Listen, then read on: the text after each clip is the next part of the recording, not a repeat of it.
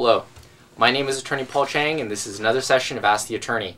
As I have always said on every single video, I need you to go to our initial video disclaimer that says that all of our recommendations or our thoughts are really ours personally, and it does not create an attorney-client relationship.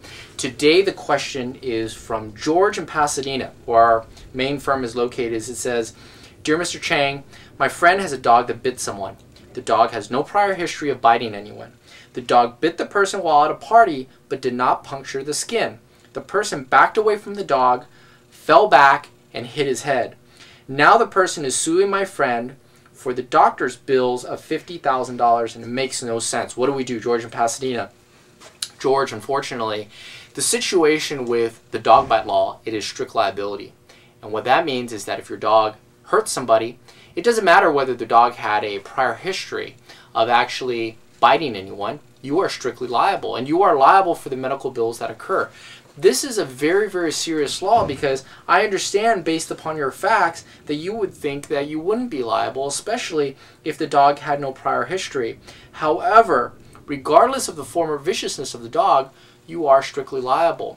There are a couple caveats to that I want you to know. First of all, if you happen to be a person that's taking care of the dog and you aren't the owner of the dog, one of the exceptions are that you do need to know about the prior viciousness of the dog for you to be liable. So for example, if you're a landowner or you're a friend and they leave the dog with you and the dog happens to bite somebody and you didn't know, it was completely random, well, you're obviously not liable for that. But if you're the owner of the dog, you are.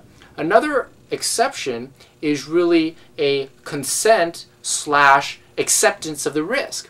Let me give you an example. Let's say the dog was at a party and they were gated off and a person jumped over the fence, decided to feed the dog or decided to beat the dog. Well, if the dog suddenly jumps on the person and bites the person, in our opinion, it would be an acceptance, an assumption of the risk, and almost implied consent over the situation. And that's also an argument that needs to be made. However, the general rule in California is this: dog bite victims are gonna get what they need. One of the things you have to realize is put your dog under lock and key. I know Chow Chow is very cute and it's very furry, but the reality is no matter how big or small the dog is, if your dog happens to injure somebody, the general rule is you are going to be liable. And with that, we look forward to seeing you again. Take care. Bye-bye.